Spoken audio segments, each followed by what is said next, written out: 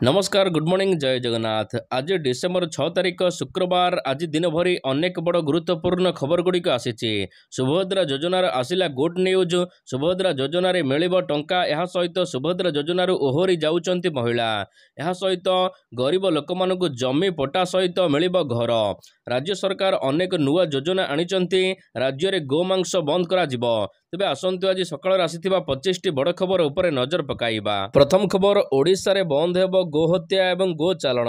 गोचालाणकारी सावधान। एणिकी आसाम परी ओडिशा रे मध्य गोहत्या, गोचालाण एवं गोमांस बंद करा जिवो। खूब शीघ्र कड़ा आईन आनिबाकु जाउचंती राज्य सरकार। आसिबो गोहत्या निरोधी बिल। गो सुरक्षा पई आईन विधानसभा रे पारित हेबो। एथिपई विचार विमर्श चलीछि। ए नै आईन मंत्री पृथ्वीराज हरिचंदन सूचना दैचंती। से कहिचंती जे चलित विधानसभा अधिवेशन रे किछि गोपनीय बिल आसिबाकु जाउछि। गोचालाण एवं गोहत्या उपर रोक लगाइबाकु राज्य सरकार संपूर्ण भाବରେ उद्यम जारी रखिचंती, जहाकु आगकु सफल करी देखाइबे। परवर्ती खबर, आज विधानसभा रे पारित हेबो व्यय मंजूरी बिल। विधानसभा रे चलीछि शीत अधिवेशन। तेबे आज गृह रे 2024-25 आर्थिक वर्ष पई अतिरिक्त व्यय मंजूरी बिल पारित हेबो। सेहिपरि जल संपद, राजस्व, विपर्यय परिचालना, इस्पात, खनि योजना, यह सहित संयोजना, वाणिज्य, सूचना, लोक संपर्क, परिवहन विभागर प्रश्नकाल रही। यही शून्यकाल रे पोलाभरम, महानदी, आईन श्रृंखला, स्वतंत्र राज्य पाह्या, यह सहित दरदाम भली प्रसंग को उठाई पारंती आज विरोधी। बाकी शासक दल मध्य यहाकु काउंटर करने प्रसंग उठाई पारे। परवर्ती खबर, आसिला आलू गाड़ी किंतु कमिलानी दर। आज परिवा मार्केट रे आलू किलो दर 40 टंका बिक्री होउछि। विगत 10 दिन हेबो आलू दर आकाश छुआ होइथिबा बेले 40 टंका तळकु खसी नाही आलू। कटक सहरर मुख्य परिवा हाट छत्र बजार रे अर्बान हाट रे उभय उत्तर प्रदेश एवं पश्चिम बंग आलू बिक्री हेउथिले मध्य दर 40 टंका रहिछि। तेबे आगकु आलू किलो पिछा अधिक दर होई पारे मध्य सूचना मिलुछि। गोटे मासरे आलू 30 टंका रु 70 टंका रे पहुंचिछि। कटक छत्र बजार रे दैनिक 5 रु 6 ट्रक आलू गाड़ी पहुंचुथिले मध्य कौनसी प्रकार दर रे सुधार आसिनी। तेबे आ गोटे सप्ताह मध्य रे दर खसिबो बोली कहिचंती जोगाण मंत्री। परवर्ती खबर, वज्रपात रे गलाणी 1057 जनकर जीवन। विगत 3 वर्ष मध्य रे ओडिशा रे वज्रपात रे 1057 जनकर जीवन जाइछि। विधानसभा रे एनै लिखित उत्तर रखिचंती राजस्व और विपर्यय परिचालना मंत्री सुरेश पुजारी। मंत्री को उत्तर, विगत 3 वर्ष मध्य रे गलाणी 1057 जनकर जीवन।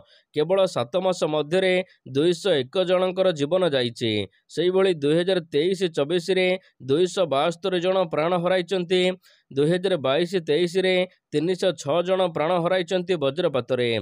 सबुठारु अधिक मयूरभंज, बालेश्वर, गंजाम जिले में सर्वाधिक लोक माने वज्रपात रे मृत्यु होइथिबा मंत्री उत्तर रखिचंती विधानसभा रे। परवर्ती खबर, बड़ दिन मिलिबो सुभद्रा योजनार टंका। तेबे चलित मासरे मिलिबो सुभद्रा योजनार टंका। 25 तारिख अर्थात बड़ दिन सुभद्रा योजनार टंका मिलिबो।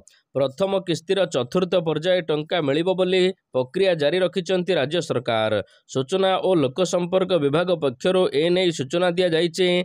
तेबे एही पर्याय रे सुभद्रा टंका पाइबे अधिकरु अधिक लोक। डिसेम्बर 6 सुधा प्रकाश पाइबो योग्य एवं अयोग्य मानकर तालिका एवं 25 तारिख रे मिलिबो टंका। तेबे तृतीय पर्याय सुधा राज्य रे मोट 80 लाख रु अधिक हिताधिकारी मानकु 5 लाख टंका लेखा प्रदान करा जाइछि। डिसेम्बर 1 तारिख सुधा सुभद्रा योजना पाई मोट 1,05,36,000 महिला माने आवेदन करि सारिचंती। परवर्ती खबर, सुभद्रा योजना रु ओहरी जाउचंती लोके। राशन कार्ड, आवास भत्ता भली सामाजिक सहायता योजना रे अनेक योग्य हिताधिकारी सामिल होई सुविधा पाउचंती। मात्र वर्तमान आसीछि आउ एक बड़ खबर। एबे ओडिशार हजार हजार हिताधिकारी सुभद्रा योजना न नेवाकु निष्पत्ति नेई एथिरे नुआ ट्रेंड सृष्टि करिसंती। डिसेम्बर 1 तारिख सुधा वर्तमान 1,05,36,000 आवेदनकारी माने पंजीकरण करिसंती। मात्र एबे 18,735 जन महिला डिसेम्बर ଡିସେମ୍ବର 3 ତାରିଖ ସୁଦ୍ଧା ଓହରି ଯାଇଛନ୍ତି। ଏହି ମହିଳାମାନଙ୍କର ଏଭଳି ପଦକ୍ଷେପକୁ ଏବେ ପ୍ରଶଂସା କରାଯାଉଛି। ଅନେକ ହିତାଧିକାରୀ ସୁଭଦ୍ରା ଯୋଜନାରୁ ଏବେ ଓହରି ଯାଉଛନ୍ତି। ପରବର୍ତ୍ତୀ ଖବର, ଓଡ଼ିଶାର 2ଟି ଜିଲ୍ଲାରେ ସୁନା ଖଣି। ଓଡ଼ିଶାରେ 2ଟି ଜିଲ୍ଲାରେ ସୁନା ଖଣିର ସନ୍ଧାନ ମିଳିଛି। ଦେବଗଡ଼ ଜିଲ୍ଲାର ଆଡ଼ସ, ରାମପଲ୍ଲୀ ଏବଂ କେନ୍ଦୁଝର ଜିଲ୍ଲାର ଗୋପୁର, ଗାଜିପୁର ଅଞ୍ଚଳରେ ସୁନା ଖଣିର ସନ୍ଧାନ ମିଳିଥିବା ବିଧାନସଭାରେ ଉତ୍ତର ରଖିଛନ୍ତି ଖଣି ମନ୍ତ୍ରୀ। ଦେବଗଡ଼ ଜିଲ୍ଲାର ଆଡ଼ସ ରାମପଲ୍ଲୀ ଅଞ୍ଚଳରେ ଭାରତୀୟ ଭୂବିଜ୍ଞାନ ସଂସ୍ଥା GSI ଦ୍ୱାରା G2 ସ୍ତରୀୟ ଅନୁସନ୍ଧାନ କାର୍ଯ୍ୟ ସରିଛି। ସେହିପରି କେନ୍ଦୁଝର ଜିଲ୍ଲାର ଗୋପୁର, ଗାଜିପୁର ଅଞ୍ଚଳରେ G3 ସ୍ତରୀୟ ଅନୁସନ୍ଧାନ ସଫଳ ହୋଇଥିବା ସେ କହିଛନ୍ତି। ତେବେ ଏହି ଅନୁସନ୍ଧାନ କାମର ଚୂଡ଼ାନ୍ତ ରିପୋର୍ଟ ପ୍ରଦାନ କରାଯିବା ପରେ ବୈଷୟିକ କମିଟି ସୁପାରିଶ କ୍ରମେ ପରବର୍ତ୍ତୀ ପଦକ୍ଷେପ ନିଆଯିବ ବୋଲି ବିଧାନସଭାରେ ଉତ୍ତର ରଖିଛନ୍ତି ଖଣିଜ ମନ୍ତ୍ରୀ ବିଭୂତି ଭୂଷଣ ଜେନା। ପରବର୍ତ୍ତୀ ଖବର, କୌଣସି ଶିକ୍ଷାନୁଷ୍ଠାନରେ ରହିବନି ଜମି ସମସ୍ୟା। ରାଜ୍ୟରେ ଥିବା ଶିକ୍ଷାନୁଷ୍ଠାନଗୁଡ଼ିକ ପାଇଁ ଖୁସି ଖବର। ରାଜ୍ୟରେ ଥିବା ସମସ୍ତ ଶିକ୍ଷାନୁଷ୍ଠାନକୁ ରାଜ୍ୟ ସରକାର ଯୋଗାଇ ଦେବେ ଜମି ପଟ୍ଟା। ଏହି କାମ ଡିସେମ୍ବର ସୁଦ୍ଧା ଶେଷ କରାଯିବ ବୋଲି ଗତକାଲି ରାଜସ୍ୱ ମନ୍ତ୍ରୀ ସୁରେଶ ପୂଜାରୀ ଉତ୍ତର ରଖିଛନ୍ତି। ରାଜ୍ୟରେ ଥିବା ସବୁ ଶିକ୍ଷାନୁଷ୍ଠାନ, ଏହା ସହିତ ପ୍ରାଥମିକ ସ୍କୁଲ ହେଉ କିମ୍ବା ବିଶ୍ୱବିଦ୍ୟାଳୟ, ସମସ୍ତଙ୍କୁ ସେମାନଙ୍କର ନିଜସ୍ୱ ଜମିପଟ୍ଟା ମିଳିବ। ଏହି ଜମିପଟ୍ଟା ଯୋଗାଣ କାମ ଡିସେମ୍ବର 30 ତାରିଖ ମଧ୍ୟରେ କରାଯିବ। ଏନେଇ ସୂଚନା ଦେଲେ ରାଜସ୍ୱ ମନ୍ତ୍ରୀ। ପରବର୍ତ୍ତୀ ଖବର, ଡିସେମ୍ବର 10ରୁ ପୁଣି ଥରିବ ଓଡ଼ିଶା। ବର୍ତ୍ତମାନ ରାଜ୍ୟରେ ଶୀତର ଲହରୀ କମିଯାଇଥିବା ବେଳେ ଆସନ୍ତା 2 ଦିନ ପରେ ରାଜ୍ୟରେ ସାମାନ୍ୟ ବୃଦ୍ଧି ପାଇବ ଶୀତ। ଏହା ସହିତ 10 ତାରିଖଠାରୁ ଅଧିକ ମାତ୍ରାରେ ରାଜ୍ୟରେ ଶୀତ ବଢ଼ିବ ବୋଲି ସୂଚନା ଦେଇଛି ପାଣିପାଗ ବିଭାଗ। ଆସନ୍ତା 5 ଦିନ ପରେ ରାଜ୍ୟରେ ପୁଣି ତାପମାତ୍ରା କମିବ, ଅର୍ଥାତ୍ 10 ତାରିଖ ପାଖରୁ ରାଜ୍ୟରେ ଶୀତ ପୁଣି ଥରେ ବଢ଼ିବ। ଉତ୍ତର ପଶ୍ଚିମ ଦିଗରୁ ଥଣ୍ଡା ଶୁଷ୍କ ବାୟୁ ପ୍ରବାହିତ ହେବ। ଏହାର ପ୍ରଭାବରେ ଥଣ୍ଡାର ପ୍ରକୋପ ଅଧିକ ମାତ୍ରାରେ ବୃଦ୍ଧି ପାଇବ। 10 ତାରିଖ ପାଖରୁ 4 ଡିଗ୍ରୀ ପର୍ଯ୍ୟନ୍ତ ରାଜ୍ୟରେ ତାପମାତ୍ରା କମିବ ଏବଂ ପ୍ରବଳ ଥଣ୍ଡା ହେବ। ପରବର୍ତ୍ତୀ ଖବର, ସମସ୍ତ ସୂତାକଳ କାର୍ଯ୍ୟକ୍ଷମ ହେବ। ରାଜ୍ୟରେ ବର୍ତ୍ତମାନ କୌଣସି ସୂତାକଳ କାର୍ଯ୍ୟକ୍ଷମ ନାହିଁ। ପୂର୍ବରୁ ରାଜ୍ୟରେ 7ଟି ସୂତାକଳ ଥିବାବେଳେ ବର୍ତ୍ତମାନ ସବୁଗୁଡ଼ିକ ବନ୍ଦ ପଡ଼ିଛି। ରାଜ୍ୟର ସମସ୍ତ ସୂତାକଳ ବର୍ତ୍ତମାନ ଅଚଳାବସ୍ଥାରେ ପଡ଼ି ରହିଥିବାରୁ ଶ୍ରମିକମାନେ କାର୍ଯ୍ୟ ପାଉନାହାନ୍ତି। ଓଡ଼ିଶାର 1,25,160 ଜଣ ହସ୍ତତନ୍ତ ବୁଣାକାର ଏବଂ 4,624 ଜଣ କଳତନ୍ତ ବୁଣାକାର ଅଛନ୍ତି। ଅଚଳାବସ୍ଥାରେ ସୂତାକଳଗୁଡ଼ିକ ବର୍ତ୍ତମାନ ଘରୋଇକରଣ କରାଯିବାକୁ ପ୍ରକ୍ରିୟା ଆରମ୍ଭ କରାଯାଇଛି। ଏଥିପାଇଁ ବିଦେଶୀ ପୁଞ୍ଜିଗତ ମାନଙ୍କୁ ନିମନ୍ତ୍ରଣ କରିବା ସହିତ ପୁନରୁଦ୍ଧାର କରାଯିବାକୁ ବର୍ତ୍ତମାନ ରାଜ୍ୟ ସରକାର ଯୋଜନା କରୁଥିବା ନେଇ ବିଧାନସଭାରେ ଉତ୍ତର ରଖିଛନ୍ତି ହସ୍ତତନ୍ତ ବୟନଶିଳ୍ପ ମନ୍ତ୍ରୀ ପ୍ରତାପ ବଳ ସାମନ୍ତ। ପରବର୍ତ୍ତୀ ଖବର, ଜବରଦଖଲକାରୀଙ୍କ ଘର ଉପରେ ଚାଲିବ ବୁଲଡୋଜର। ଯେଉଁମାନେ ସରକାରୀ ଜମିକୁ ଜବରଦଖଲ କରି ବଡ଼ ବଡ଼ ଅଟ୍ଟାଳିକା କରିଛନ୍ତି, ହାଇକୋର୍ଟରେ ରହିତାଦେଶ ଉଠିବା ପରେ ବୁଲଡୋଜର ଚାଲିବ। ରାଜସ୍ୱ ବିଭାଗର ଖର୍ଚ୍ଚ ଦାବି ଆଲୋଚନା ବେଳେ ମନ୍ତ୍ରୀ ସୁରେଶ ପୂଜାରୀ ଏନେଇ ସୂଚନା ଦେଇଛନ୍ତି। ଗରିବଙ୍କୁ ପଟ୍ଟା ପ୍ରଦାନ ନେଇ ମନ୍ତ୍ରୀ କହିଛନ୍ତି, ଗରିବ ଲୋକମାନଙ୍କୁ ପଟ୍ଟା ସହିତ ଘର ମଧ୍ୟ ଦିଆଯିବ। ପ୍ରତି ଶନିବାର ଦିନ ଭୂମିହୀନଙ୍କୁ ଜମି ଦେବାକୁ ତହସିଲ ଏବଂ ବିଡିଓଙ୍କର ବୈଠକ ବସିବ। ହିତାଧିକାରୀମାନଙ୍କୁ ଜମି ପଟ୍ଟା ସହିତ ପକ୍କା ଘର ଯୋଗାଇ ଦେବେ ରାଜ୍ୟ ସରକାର। ଏହା ସହିତ ଗୃହରେ ପାରିତ ହୋଇଛି ରାଜସ୍ୱ ବିପର୍ଯ୍ୟୟ ପରିଚାଳନା ବିଭାଗର 20,22,53,000 କୋଟି ଟଙ୍କା ସହିତ ଅନୁସୂଚିତ ଜାତି ଜନଜାତି ବିଭାଗର ଖର୍ଚ୍ଚ ଦାବି ଗୃହରେ ପାରିତ ହୋଇଛି। ପରବର୍ତ୍ତୀ ଖବର, ରାଜ୍ୟରେ ଜମି ବଦଳରେ ଦିଆଯିବ ଜମି। ରାଜ୍ୟ ସରକାର RR ପଲିସି ନୂଆ ଆଣିବାକୁ ଯାଉଛନ୍ତି।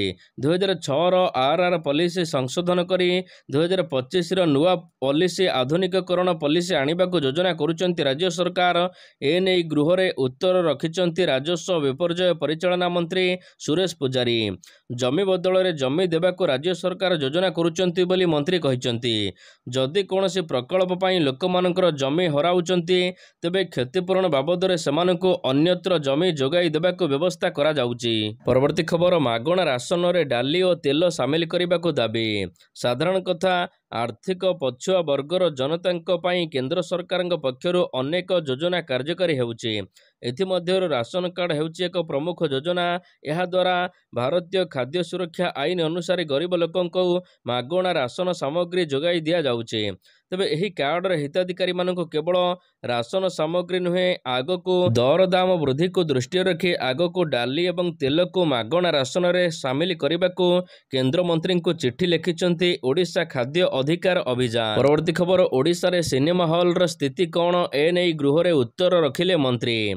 ପୁଷ୍ପା 2 ଗତକାଲି ସାରା ଦେଶରେ ଏକ ନୂଆ ରେକର୍ଡ ସୃଷ୍ଟି କରିଥିବା ବେଳେ ଓଡ଼ିଶାରେ ସିନେମା ହଲ୍ ସ୍ଥିତି କ'ଣ? ଏନେଇ ବିଧାନସଭାରେ ଉଠିଛି ପ୍ରସଙ୍ଗ। ଶୂନ୍ୟକାଳରେ ବିଧାନସଭାରେ ଉଠିଛି ଓଡ଼ିଶାରେ ଫିଲ୍ମ ହଲ୍ ପ୍ରସଙ୍ଗ। ଅଭିନେତାରୁ ରାଜନେତା ହୋଇଥିବା ଆକାଶ ଦାସନାୟକ ପ୍ରତି ବ୍ଲକରେ ବହୁମୁଖୀ ସିନେମା ହଲ୍ ପ୍ରତିଷ୍ଠା କରାଯାଉ ବୋଲି ଆକାଶ ଦାବି କରିଛନ୍ତି। ବିଜେପି ବିଧାୟକ ଆକାଶ କହିଛନ୍ତି, ଓଡ଼ିଆ ସିନେମା ବର୍ତ୍ତମାନ କୋମାକୁ ଯାଇଛି। ମାତ୍ର 50ରୁ 60ଟି ସିନେମା ହଲ୍ ଅଛି, କିନ୍ତୁ ପୁରୀରେ ଗୋଟିଏ ବି ସିନେମା ହଲ୍ ନାହିଁ। ପ୍ରତି ବ୍ଲକରେ ଏବେ ସିନେମା ହଲ୍ ପ୍ରତିଷ୍ଠା କରାଯାଉ। ଏଥିନିମନ୍ତେ ମିଶନ ଶକ୍ତି ମହିଳାମାନେ ନିଜର ଦୋକାନ ଖୋଲିପାରିବେ ଏବଂ ବିଭିନ୍ନ ଶିକ୍ଷଣୀୟ ଟେଲିଫିଲ୍ମ ମାଧ୍ୟମରେ ସଚେତନତା ବାର୍ତ୍ତା ମଧ୍ୟ ରାଜ୍ୟରେ ପହଞ୍ଚାଯାଇପାରିବ। ପରବର୍ତ୍ତୀ ଖବର, ସାତକୋଶିଆ ଏବଂ ହୀରାକୁଦ ପାଇଁ 200 କୋଟି ଟଙ୍କା ମଞ୍ଜୁର। ପ୍ରଧାନମନ୍ତ୍ରୀ ନରେନ୍ଦ୍ର ମୋଦିଙ୍କ ନେତୃତ୍ୱାଧୀନ କେନ୍ଦ୍ର ସରକାର ପର୍ଯ୍ୟଟନ ମନ୍ତ୍ରଣାଳୟ ପକ୍ଷରୁ ସାତକୋଶିଆ ବ୍ୟାଘ୍ର ଅଭୟାରଣ୍ୟ ଏବଂ ହୀରାକୁଦ ନଦୀବନ୍ଧ ଅଞ୍ଚଳରେ ପ୍ରାକୃତିକ ପର୍ଯ୍ୟଟନ ବିକାଶ କରିବାକୁ 200 କୋଟି ଟଙ୍କା ବ୍ୟୟବରାଦ କରାଯାଇଛି। ମନ୍ତ୍ରଣାଳୟର ଲକ୍ଷ୍ୟସ୍ଥଳୀ ବିକାଶ ଡିଭିଜନ ପକ୍ଷରୁ ସରକାରୀ ଘରୋଇ ଭାଗିଦାରୀ ଅନେକ ପ୍ରକଳ୍ପ କାର୍ଯ୍ୟକାରୀ କରିବାକୁ ଲକ୍ଷ୍ୟ ରଖାଯାଇଛି, ଯାହାଦ୍ୱାରା ଦୀର୍ଘସ୍ଥାୟୀ ପର୍ଯ୍ୟଟନ ବିକାଶ ସହିତ ସ୍ଥାନୀୟ ଅର୍ଥବ୍ୟବସ୍ଥା ବୃଦ୍ଧି ପାଇବ। ପରବର୍ତ୍ତୀ ଖବର, ଆଜିଠାରୁ ଆରମ୍ଭ ହେଉଛି ପୁସ୍ତକ ମେଳା। ଆଜିଠାରୁ ଭୁବନେଶ୍ୱର ସ୍ଥିତ ୟୁନିଟ୍ 3 ପ୍ରଦର୍ଶନୀ ପଡ଼ିଆରେ ଆରମ୍ଭ ହେବାକୁ ଯାଉଛି 6ଠ ଓଡ଼ିଶା ରାଜ୍ୟ ପୁସ୍ତକ ମେଳା। ଓଡ଼ିଶା ସରକାରଙ୍କର ଓଡ଼ିଆ ଭାଷା ସାହିତ୍ୟ ସଂସ୍କୃତି ବିଭାଗ ପକ୍ଷରୁ ଆଜିଠାରୁ ଡିସେମ୍ବର 17 ତାରିଖ ପର୍ଯ୍ୟନ୍ତ ଆୟୋଜିତ ହେବାକୁ ଯାଉଛି ପୁସ୍ତକ ମହୋତ୍ସବ। ଚଳିତ ବର୍ଷ ପୁସ୍ତକ ମେଳାରେ ପ୍ରାୟ 400ଟି ଷ୍ଟଲ୍ ରହିବ। ଏହା ସହିତ ପ୍ରାୟ 200 ପ୍ରକାର ପୁସ୍ତକ ବିକ୍ରେତାମାନେ ଯୋଗ ଦେବେ। ଚଳିତ ବର୍ଷ ଉତ୍କଳ କେଶରୀ ଡକ୍ଟର ହରେକୃଷ୍ଣ ମହତାବ, ଓଡ଼ିଶାର ବୌଦ୍ଧ ସ୍ମାରକୀ, ଏହା ସହିତ ଭଗବାନ ବିର୍ସା ମୁଣ୍ଡା ଏବଂ ଅନ୍ୟାନ୍ୟ ସ୍ୱାଧୀନତା ସଂଗ୍ରାମୀଙ୍କ ଜୀବନକୁ ଆଧାର କରି କେତୋଟି ପୁସ୍ତକ ମଧ୍ୟ ଆସିପାରେ। ପରବର୍ତ୍ତୀ ଖବର, ରାଜ୍ୟରେ ଘରେ ଘରେ ଥଣ୍ଡା କାଶ ବ୍ୟାପିଲାଣି। ରାଜ୍ୟରେ ଭାଇରାଲ ଫିଭର। ଦୀର୍ଘ ଦିନ ଧରି କାଶ ଜ୍ୱରରେ ଆକ୍ରାନ୍ତ ହେଉଛନ୍ତି ଲୋକେ। ଔଷଧ ଖାଇଲେ ମଧ୍ୟ ଠିକ୍ ହେଉନି। ଡାକ୍ତରଙ୍କ କହିବା ମୁତାବକ କୋଭିଡ୍ ପରେ ଏଭଳି ସମସ୍ୟା ରାଜ୍ୟରେ ବଢ଼ିଛି। ଏଥିପାଇଁ ଆଗୁଆ ସତର୍କ ରହିଲେ ଏହାକୁ ନିୟନ୍ତ୍ରଣ କରାଯାଇପାରିବ। ଡାକ୍ତରଙ୍କ କହିବା ମୁତାବକ କୋଭିଡ୍ ପରେ ଲୋକମାନଙ୍କ ଭିତରେ ରୋଗ ପ୍ରତିରୋଧକ ଶକ୍ତି କମିଛି। ପରବର୍ତ୍ତୀ ଖବର, ଜାନୁଆରୀ ମାସରେ ହେବ OSSTT ପରୀକ୍ଷା। ମାଧ୍ୟମିକ ଶିକ୍ଷା ପରିଷଦ ବୋର୍ଡ ପକ୍ଷରୁ ହେବାକୁ ଥିବା ଓଡ଼ିଶା ସେକେଣ୍ଡାରୀ ସ୍କୁଲ ଶିକ୍ଷକ ଯୋଗ୍ୟତା ପରୀକ୍ଷା 2024 ପାଇଁ ରାଜ୍ୟରେ 50,000ରୁ ଅଧିକ ପ୍ରାର୍ଥୀମାନେ ଆବେଦନ କରିଛନ୍ତି। ପେପର 1ରେ ପରୀକ୍ଷା ଦେବାକୁ 47,000ରୁ ଅଧିକ ଆବେଦନ କରାଯାଇଥିବା ବେଳେ ପେପର 2 ପାଇଁ 3,300ରୁ ଅଧିକ ପରୀକ୍ଷାର୍ଥୀମାନେ ଆବେଦନ କରିଛନ୍ତି। 50,000ରୁ ଅଧିକ ପରୀକ୍ଷାର୍ଥୀ ଏହି ପରୀକ୍ଷା ଦେଉଥିବାରୁ ପରୀକ୍ଷା ଆୟୋଜନ ପାଇଁ ବିଭିନ୍ନ ଜିଲ୍ଲାରେ 182ଟି କେନ୍ଦ୍ର ଚୟନ କରାଯାଇଛି। ପରୀକ୍ଷା ସମ୍ପର୍କରେ ଖୁବ୍ ଶୀଘ୍ର ବିଜ୍ଞପ୍ତି ପ୍ରକାଶ ପାଇବ ବୋଲି ସୂତ୍ରରୁ ସୂଚନା ମିଳିଛି। ପରବର୍ତ୍ତୀ ଖବର, ଉଦ୍ଘାଟିତ ହେଲା ବିଶ୍ୱସ୍ତରୀୟ ଜୁଡ଼ିସିଆଲ କମ୍ପ୍ଲେକ୍ସ। ଭୁବନେଶ୍ୱରରେ ନବନିର୍ମିତ ଜୁଡ଼ିସିଆଲ କୋର୍ଟ ପରିସରକୁ ଗୁରୁବାର ଦିନ ସନ୍ଧ୍ୟାରେ ଲୋକାର୍ପଣ କରାଯାଇଛି। ରାଷ୍ଟ୍ରପତି ଦ୍ରୌପଦୀ ମୁର୍ମୁ ଏହି ନୂଆ କୋର୍ଟ ପରିସରକୁ ଲୋକାର୍ପଣ କରିଛନ୍ତି। ସମାରୋହରେ ରାଜ୍ୟପାଳ ରଘୁବର ଦାସ, ହାଇକୋର୍ଟ ମୁଖ୍ୟ ବିଚାରପତି ଚକ୍ରଧର ଶରଣ ସିଂ ଏହା ସହିତ ଅନ୍ୟାନ୍ୟ ଲୋକମାନେ ଉପସ୍ଥିତ ଥିଲେ। ଦେଶର ସର୍ବଶ୍ରେଷ୍ଠ ଜିଲ୍ଲା ଜଜ୍ କୋର୍ଟର ଏହି ନୂଆ କୋଠାକୁ ରାଷ୍ଟ୍ରପତି ଉଦ୍ଘାଟନ କରିଛନ୍ତି। ପରବର୍ତ୍ତୀ ଖବର, ଦେଶରେ ଚିନ୍ତା ବଢ଼ାଇଲାଣି ପ୍ରଜନନ ହାର କମିବା। ଦ୍ରୁତ ଜନସଂଖ୍ୟା ବୃଦ୍ଧି ଯୋଗୁଁ ଭାରତର ପରିଚୟ ମିଳିଛି। ଜନସଂଖ୍ୟା ହାର କମିବାରେ ଏବେ ଲାଗିଛି। ନିକଟରେ ପ୍ରକାଶିତ ଜାତିସଂଘ ରିପୋର୍ଟ ଅନୁସାରେ 2024 ଅନୁସାରେ ଆମ ଦେଶରେ ପ୍ରଜନନ ହାର ମହିଳାଙ୍କ ପିଛା 2 ପିଲାକୁ କମିଯାଇଛି। ତେବେ ଯାହା 1995ରେ 6.2 ଅର୍ଥାତ୍ ମହିଳାଙ୍କ ପିଛା 6ରୁ ଅଧିକ ସନ୍ତାନ ଥିଲା, ଏବେ ଭାରତରେ ସାରା ଦେଶରେ ଫର୍ଟିଲିଟି ହାର କମିବାର ଦେଖିବାକୁ ମିଳୁଛି, ଯାହା ବିଶ୍ୱ ପାଇଁ ଚିନ୍ତାର କାରଣ ପାଲଟିଛି। ଭାରତରେ ଏହା ଅଧିକ ମାତ୍ରାରେ କମୁଛି। ପରବର୍ତ୍ତୀ ଖବର, 2019ରୁ ବଢ଼ିନି ଓଡ଼ିଶା କୃଷକଙ୍କ ଆୟ। କଂଗ୍ରେସ ସଭ୍ୟ ତାରାପ୍ରସାଦ ବାହିନୀପତିଙ୍କ ଏକ ଲିଖିତ ପ୍ରଶ୍ନର ଉତ୍ତରରେ କୃଷିମନ୍ତ୍ରୀ କନକ ବର୍ଦ୍ଧନ ସିଂଦେଓ କହିଛନ୍ତି କି ରାଜ୍ୟରେ ଚାଷୀମାନଙ୍କର ମାସିକ ଆୟ 5,112 ଟଙ୍କା ଥିବା ନେଇ ସେ ସୂଚନା ଦେଇଛନ୍ତି। ଏହା ସହିତ 2019ରୁ ରାଜ୍ୟରେ କୃଷକମାନଙ୍କର ଆୟ ବଢ଼ିନଥିବା ସେ ସୂଚନା ଦେଇଛନ୍ତି। ପରବର୍ତ୍ତୀ ଖବର, ନୂଆ ବର୍ଷରୁ ହେବ ମହଙ୍ଗା ମାଡ଼। ସାମଗ୍ରୀ ସେବାକର ଜିଏସ୍ଟିରେ ପ୍ରସ୍ତାବିତ ବୃଦ୍ଧି ସିଗାରେଟ୍, ତମାଖୁ ଏବଂ କୋଲ୍ଡଡ୍ରିଙ୍କ୍ସ ଭଳି ସାମଗ୍ରୀର ମୂଲ୍ୟ ବୃଦ୍ଧି କରିପାରେ। ଏହାଛଡ଼ା କପଡ଼ା ଦର ମଧ୍ୟ ପରିବର୍ତ୍ତନ ହୋଇପାରେ। ଫଳରେ ଏପର୍ଯ୍ୟନ୍ତ ସାଧାରଣ ବସ୍ତୁ ଥିବା କପଡ଼ାରେ ଲାଗିପାରେ ଅଧିକ ଜିଏସ୍ଟି। ଡିସେମ୍ବର 21ରେ ଜିଏସ୍ଟି କାଉନସିଲର ବୈଠକରେ ଏନେଇ ଚୂଡ଼ାନ୍ତ ନିଷ୍ପତ୍ତି ନିଆଯାଇପାରେ। 2025 ନୂଆ ସକାଳରେ ଉପଭୋକ୍ତାଙ୍କୁ ଏବେ ଜିଏସ୍ଟିର ମାଡ଼ ସହିବାକୁ ପଡ଼ିପାରେ। ପରବର୍ତ୍ତୀ ଖବର, ଆସାମରେ ଗୋମାଂସ ସମ୍ପୂର୍ଣ୍ଣ ନିଷେଧ। ଆସାମ ମୁଖ୍ୟମନ୍ତ୍ରୀଙ୍କ ବଡ଼ ଘୋଷଣା। ଆସାମ ମୁଖ୍ୟମନ୍ତ୍ରୀ ହେମନ୍ତ ବିଶ୍ବ ଶର୍ମା ରାଜ୍ୟରେ ହୋଟେଲ, ରେଷ୍ଟୁରାଣ୍ଟ ଏବଂ ସର୍ବସାଧାରଣ ସ୍ଥାନରେ ଗୋମାଂସ ଖାଇବା କିମ୍ବା ପରିବେଷଣ କରିବାକୁ ଆଉ ଅନୁମତି ଦିଆଯିବ ନାହିଁ ବୋଲି କହିଛନ୍ତି। ଯେଉଁମାନେ ଏପରି ନ କରିବେ ସେମାନଙ୍କ ବିରୋଧରେ ଦୃଢ଼ କାର୍ଯ୍ୟାନୁଷ୍ଠାନ ଗ୍ରହଣ କରାଯିବ। ବିଫ୍ ଖାଇବା ଉପରେ ପ୍ରଚଳିତ ଆଇନରେ ସଂଶୋଧନ କରି ନୂଆ ବ୍ୟବସ୍ଥା ଅନ୍ତର୍ଭୁକ୍ତ କରିବାକୁ ରାଜ୍ୟ କ୍ୟାବିନେଟ୍ ବୈଠକରେ ନିଷ୍ପତ୍ତି ହୋଇଛି। ରେଷ୍ଟୁରାଣ୍ଟ, ହୋଟେଲ, ସର୍ବସାଧାରଣ ସ୍ଥାନରେ ଗୋମାଂସ ପରିବେଷଣ ଏବଂ ଖାଇବା ଉପରେ ପ୍ରତିବନ୍ଧକ ଲଗାଇବାକୁ ନିଷ୍ପତ୍ତି ହୋଇଛି। ପରବର୍ତ୍ତୀ ଖବର, ପାକିସ୍ତାନକୁ ଶେଷ ୱାର୍ଣ୍ଣିଂ ଦେଲା ICC. Pakistan cricket control board ପିସିବିକୁ ଆସିଛି ଶେଷ ଚେତାବନୀ। 2025ରେ ହେବାକୁ ଥିବା ଆଇସିସି ଚାମ୍ପିୟନ ଟ୍ରଫି ପାଇଁ 7 ତାରିଖରେ ହେବାକୁ ଥିବା ବୈଠକରେ ଶେଷ ନିଷ୍ପତ୍ତି ନିଆଯିବ।